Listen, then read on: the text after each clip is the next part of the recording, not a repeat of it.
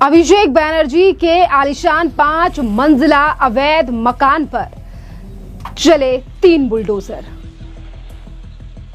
शुभेंदु के बुलडोजर ने अभिषेक बैनर्जी को हिलाया।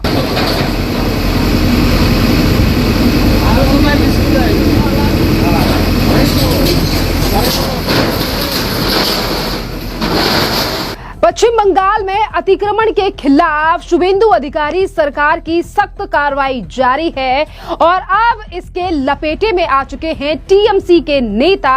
अभिषेक बैनर्जी, जिन्हें कई महीनों से नोटिस दिए जा रहे थे उनके अवैध मकान को लेकर, पर कोई भी रिस्पॉन्स अभिषेक बैनर्जी के द्वारा नहीं दिया गया। जिसके बाद दक्षिण 24 परगना के अमताला इलाके में टीएमसी के सांसद अभिषेक बैनर्जी के बंद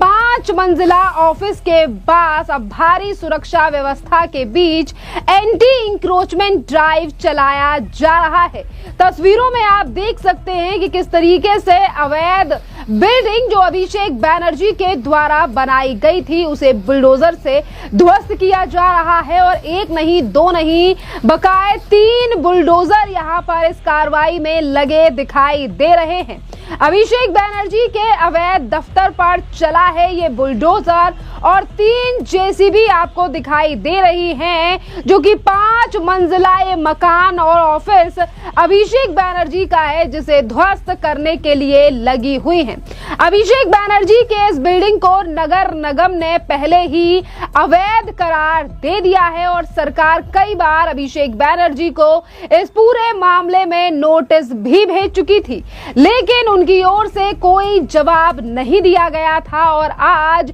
आखिर कर अब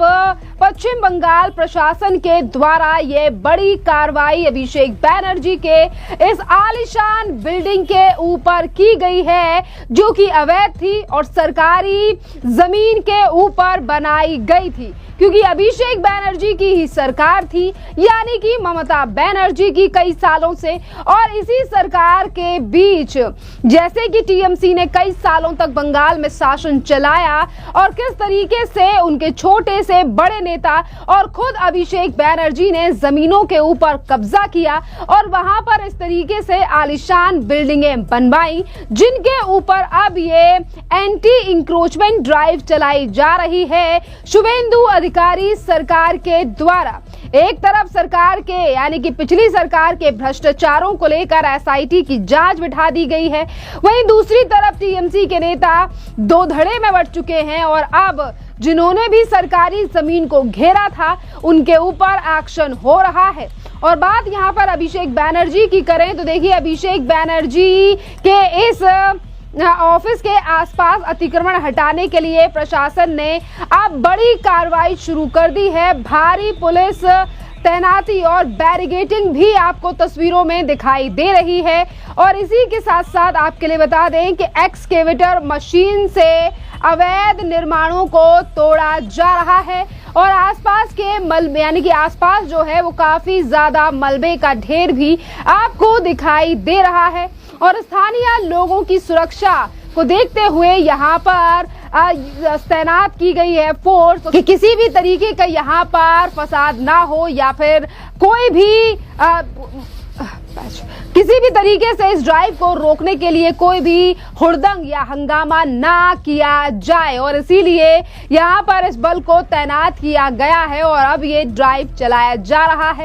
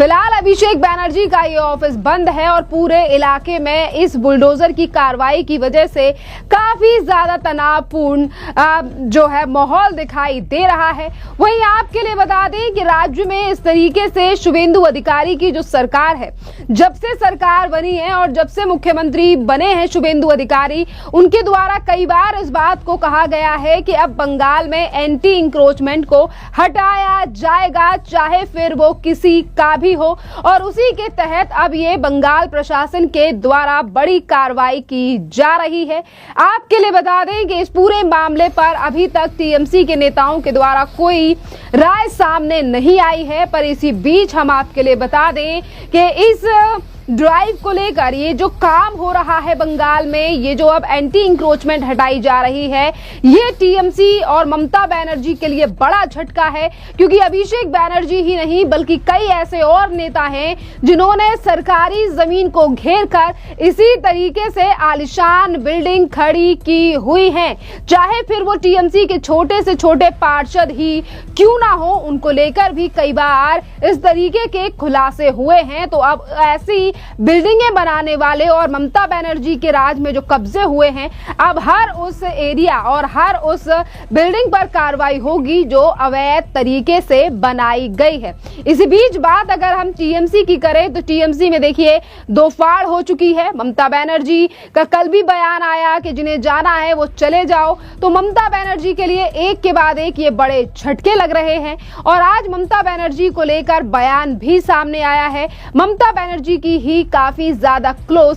सागरिका घोष का। सुनिए क्या कुछ कह रही हैं सागरिका घोष टीएमसी में हुई दो फाड़ को लेकर। देखिए, ये मैं समझती हूँ कि उनकी ये बीजेपी की साम दाम दंड भेद की राजनीति है। एजेंसीज के प्रेशर में पता नहीं किस तरह से ऑफर्स दे रहे हैं, एजेंसीज के प्रेशर डाल रहे हैं, केसेस डाल रहे हैं, झूठे इल्जाम डाल रहे हैं और साम दाम दंड भेद